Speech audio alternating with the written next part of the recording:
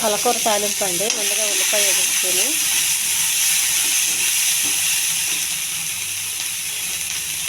కొంచెం జీలకర్ర అండి,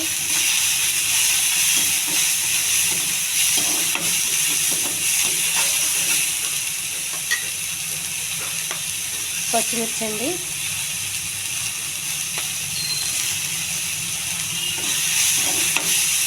కొద్దిగా దోరగా చాలండి, ఎక్కువ వేగొద్దు. పాలకూర,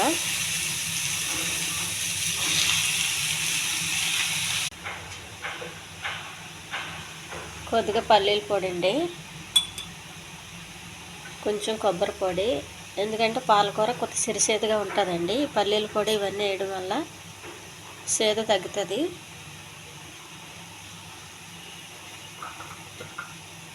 తర్వాత కొన్ని బఠానీ అండి,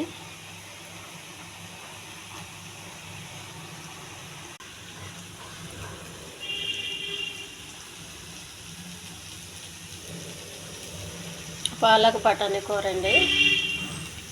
ఈ ఛానల్ నచ్చితే సబ్స్క్రైబ్ చేయండి, షేర్ చేయండి, లైక్ చేయండి. ఇది చాలా హెల్తీ కర్రీ అండి. కూర రెడీ అయిందండి.